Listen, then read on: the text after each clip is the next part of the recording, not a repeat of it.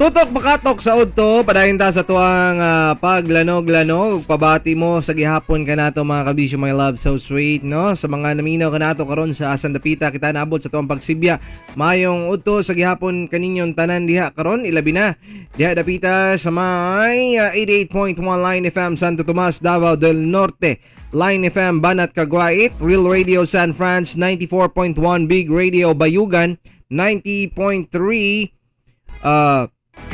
Kasangga Radio FM Panabo City, Montevista 88.3, Line FM Badas Placer, 107.3 YKFM Montevista, 99.9 DYRG FM Radio Gindulman Bohol, 88.9 Line FM Tubigon Bohol, Line FM Barubo, The 1 FM Marihatag, The 1 FM San Miguel Surigao del Sur, 99.5 Gold Bayugan, Radyo Tribu Madrid 98.7, Kings FM 88.8 Caguay Surigao del Sur, 101.3 Line FM Igacos, 16 Mix FM Dipolog Pulangko.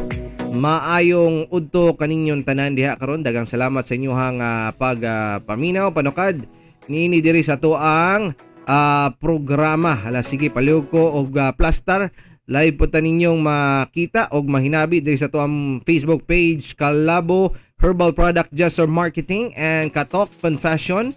Likewise diri sa tuang personal Facebook account mga kabisyo my love so sweet. So hala sige palihog ko sa inyohang pag-suporta no. Okay.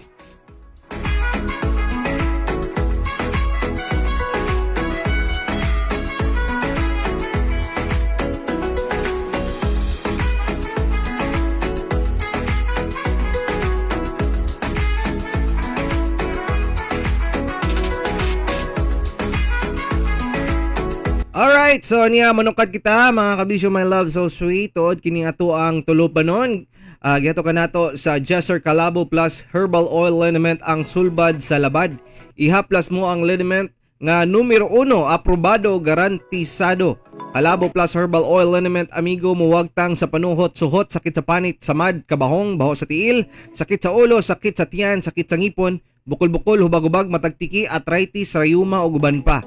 Mupatay sa kutog, mo-moisturize sa panit, humot og sakto sa kainit, bugnaw, nindot sa paminaw, insect and mosquito repellent, alang usab sa mga naa sa opisina o kabuyon sa biyahe, gamiti sa Kalabo Plus Premium Rub. Alang sa pingot nga ilong, hubak o stress nga paminaw, mag-Kalabo Premium Rub ka na. Parang buhay, hayahay. Para sa mga kagid-kagid o baho sa lawas, panabon, gamit ang Kalabo Plus Herbal Soap para pampaputi o pampabata sa kutis, Charisma Beauty Soap. Para sa pahamis o pandepensa sa kutis, mag-Charisma Kojic Soap with Sunblock Protection. Gato ka nato sa Gesser Marketing, Kalabo Plus Herbal Products, kaysa Kalabo Plus Tanang Balatian, todas. Hala sige, padayon ta sa tuang panag-uban. Okay, live na tanin yung hinabi diya mga kabisyo my love so sweet. Ilabi na ni John Mark Lubiano Gumatay, mayong udto sa gihapon Kapitan Lod, Orak, wala sila diri karon niya pas lang alas 6 ha. Ni si Mike Kiling, kinyi po si Lubaba dyan ha. Leila ta. Si Virgilio Bersamin, Sensya, Narisma, Tema, Bersabal, Doña Ber, Beruan, Victor Galpo, Ian, Narisma, Nancy Liao, Urbana Gumatay, Aloy, Bersabal, Jeric Beltran, Kagawad Chris, Galinato sa Panod, Sawang, Gindulman, Bohol, 99.9, Radyo, Gindulman. At ang programa nilang Kapitan Lodi unya alas 6 mga kabisyo, my loves ha. Anyway, so plaster tal lulubaba para sa tuang programa kini ang Katok Confession. Okay, laing kaaging ato ang pasidunggan karon. So hinaot inyohan ni siyang mapanukaran mga kabisyo my love.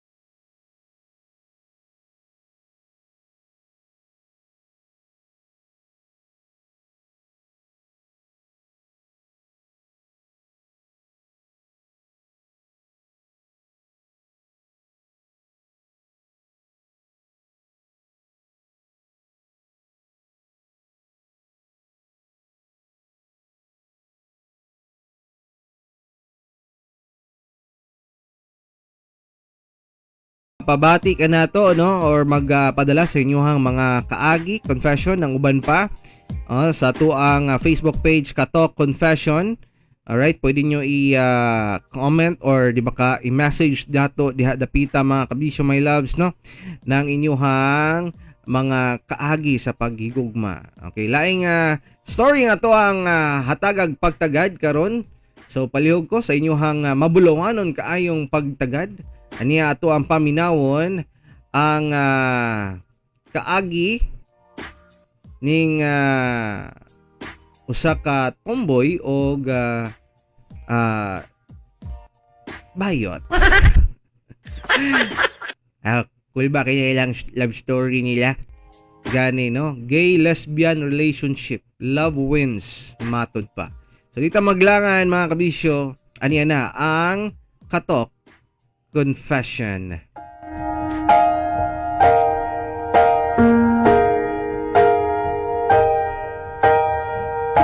Para ni sa mga tomboy nga loodan og bayot matud pa. Og sa mga bayot nga loodan sa mga tomboy. Tawga lang ko sa pangalan nga Cham. Lesbian from Kumval. Muto ba mo anang the more you hate, the more you love? Kay ako, big yes. I really hate gays. Tungod po ni sa akong pas nga nakauyab kog laki pero nagagamit og bayot. At least nagamit niya yung pagkalalaki.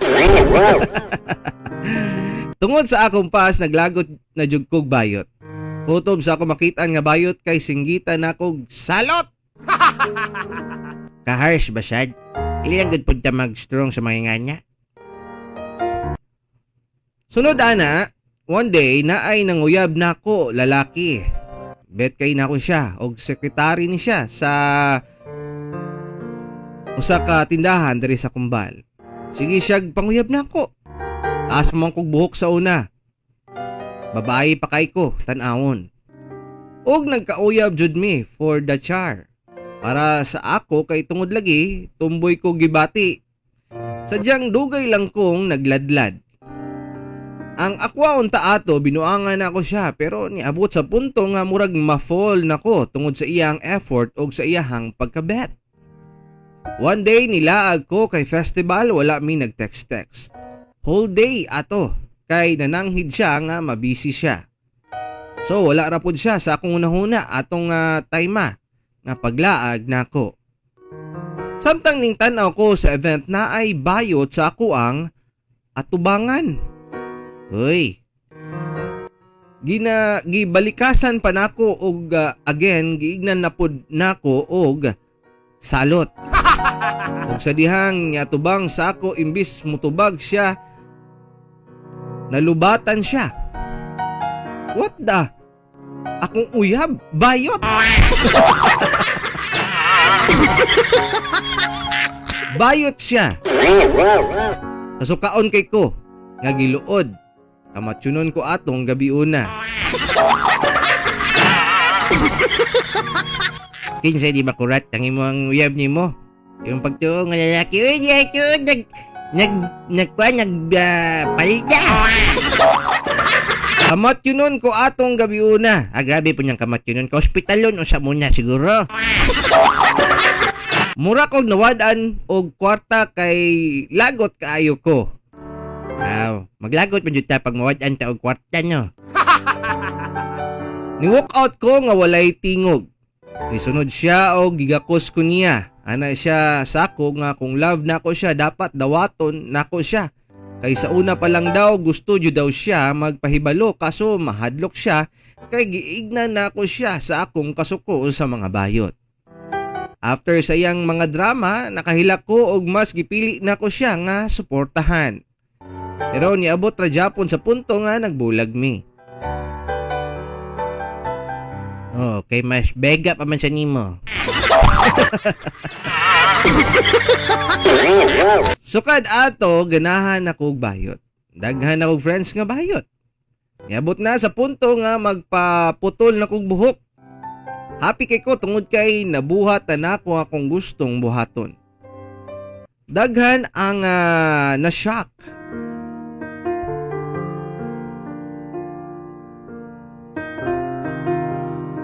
Tungod lagi kay isa ko sa maldita sa among lugar. Kaya ang gusto jud na akong i-share ang akong status karon. Pero magsugod ta sa among panag-ila. Ay wala pa dito na human. Abi niya ako muna to. Taas pa din eh. Nakita na ko ni siya sa FB nga bayot. Gupahan kay ko niya. Og syempre giad dayon nako. Friends na dayon mi og kay bagaon man kog noong ni chat dayon ko niya. Daghan namig mga convo. Mali, daghan na kog message sa iya pero sinson gihapon ko. Naon tay nga niya nga tumboy nga gwapa nga magsigig chat nato may kilig nyo para unya kita na po'y magsinson. Ay nung ginasla gilason nindo ay. Ano yung mga gwapo? Mo reply man lang siya pero murag gi-reject dayon ko. Hilas kayong bayuta. Murag hasta jong kapriti. Gaitom rabia. Oh, lagi dayon. Pag dili gani mo yun yan, mangnaway. Oh, mo ganyan sakit na tong Pinoy ba, ha? Naapay agta nga very airport. Nawa, mangnaway pag yun. Basta daghan kag masaway sa iya pero ambot akong heart sa iya ha, manjud. 5 months ko sigig papansin niya na ako'y number niya pero di mo reply. Daghan na pod nagingon sa ako nga dili jud daw to siya ganahan og tumboy. Pinaka-hate jud daw niya kay arisgada man ko, papansin japon ko. Hangtod sa niabot sa punto nga gitawagan na ako siya og nitubag siya. Nakulbaan ko og paila kay basig palungan ko og wala ko nasayop. Kay pagpaila nako gipalong jud dayon niya. Pero wa japon ko ni give up. Sige kog tawag. Tagsara matubag pero pinalagot pa jud. Hangtod sa niabot ang time nga siya na ang manawag kay wa daw siya'y lingaw. Pero halata agad nga gimingaw na siya nako. Hangtod sa taga-adlaw nami magtawagay. Ang taga-adlaw na pug ko nag-asa sa iyaha. November 2016 nang uyab na ko niya sa kasamaang palad wa ko gisugot. Uy, gwapa nga bayot. Wala pa lang. Kaya na siya New Year na daw ko niya sugton. Happy kaayo. Mura kog buang sa kalipay nga na ako'y pag-asa kay taga-adlaw naman mi nag-text og tinawganay. Adlaw-adlaw jud siya gaparamdam sa kuha. December 24, 2016, sakit akong buot anang adlaw na way text. Di makontak. Nawadaan ako baglaom. Hapit na unta ang New Year. Naghilak ko. Sakit o gikapoy ko. Gitulog na ako ang akong Pasko. Pero sa dihang December 25, 2016, 12 a.m. ming tawag siya. Nagsorry siya kay busy lang jud daw siya. Gisugot na ko niya atong adlawa. Uy! How sweet! Pasko mi nagkauyab. Sa akong uyab karon. Lami kay sa feeling mahigugma og bayot. Bisag luod mi sa pananaw sa uban happy og proud japon ko kay wala ko niya gikaulaw. I love you kaayo ko sa imuha. Matod pa. Salamat sa pagdawat kanako. Dawat nimo akong pas, akong batasan, ug akong panagway. Salamat kay gitrato ko nimo lalaki. Salamat kay ginapa-feel nimo sa ako nga gwapo ko. Nga deserving kong higugmaon. Samtang nag-type ko ani karon naghila ko nga samtang ikaw naghagok sa akong tapat. Na naman jay sa nga niyang paagiha jay. Kabalo ko na ajoy time nga ikaulaw ko nimo pero salamat gihapon kay wala ka ni buhi. Sorry kung dili ko tinuod nga lalaki og sorry kung dili ko gwapo sama sa ubang mga tumboy. Sorry kung dili na ako mahatag tanang gusto nimo. Kaya ako alang ma-promise is dili ti ka pasakitan. sama sa ginabuhat sa mga lalaki sa imuha nga dili ka pangwartahan, dili ta ka kaulaw ug dili ta ka biyaan. Unta magdugay pa ta, love kay taka bayuta ka. Nagyana no? Ikaw ang pinakagwapang bayod sa kuwang kinabuhi. Stay who you are, suportahan ta ka per me. Palitan pa ta ka og pills. Uban pang mga injections para mo babae pa ka og taman.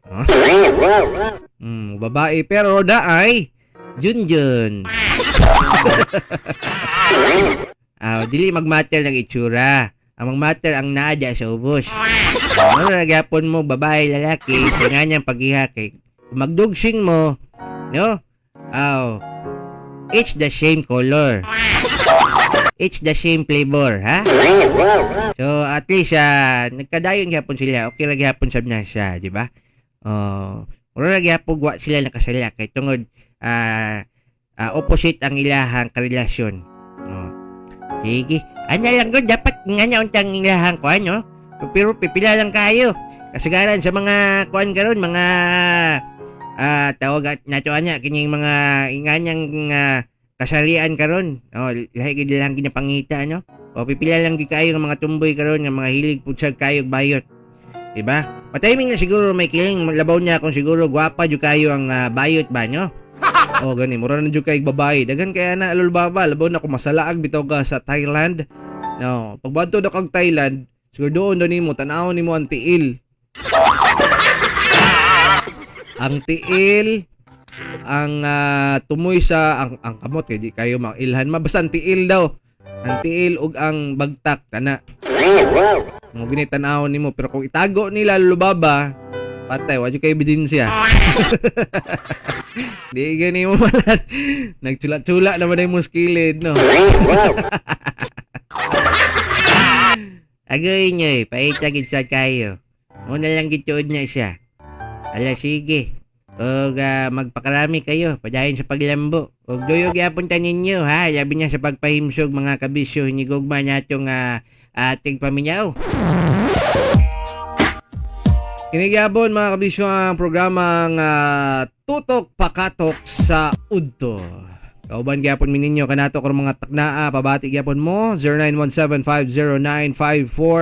0917-509-5493 mga kabisyo my loves kung mapalit na gani mo og kalabo plus capsule with garlic hinumdumi ha kana siya aduna na siya lemongrass turmeric ug kalabo leaves white o green ang color sa capsule ni ana no makatabang na siya molibyo sa imong high blood, hypertension, arthritis, rheumatoid, patol, fatigue, dengue fever, ulcer ug uban pang mga balatian. Ipare sa Kalabo with mangosteen para optimos ang kombinasyon. Kalabo Plus Herbal Products ang pinakamaayong nga food supplement ora mismo ang epekto. Okay, palit na mo ni ana aron malibyuhan na mo sa inyo mga gipambati ng uban pa unya tapos uban ni sa pagtumar pagpalit lalang po usab ni ining Kalabo Plus with Mangosteen Herbal Food Supplement no. Kalabo Plus with Mangosteen Herbal Food Supplement tanang mga balatian, mga critical illnesses pwedeng ma-prevensyonan nga dili mo tigbabaw og dili pakita diya sa imong lawas mga kabisyo no. Mapugnan ba kumbaga nga ginama kini sa Jesser Marketing ha sangkap sa mga nagunang herbal sama sa Kalabo leaves, panyawan, malunggay, sambong ug mangosteen. Daganang nagpamatuod nga sila na protektahan og nalibyuhan sa numero 1 food supplement sa market. Ang Kalabo Plus with Mangosteen Herbal Food Supplement uban sa Kalabo Plus Herbal Liniment Oil ang pinakamaayong ora mismo ginama sa Jesser Marketing. Alang sa dugang impormasyon tawag lang sa numero 1 099309736009. Alas 12:32 na.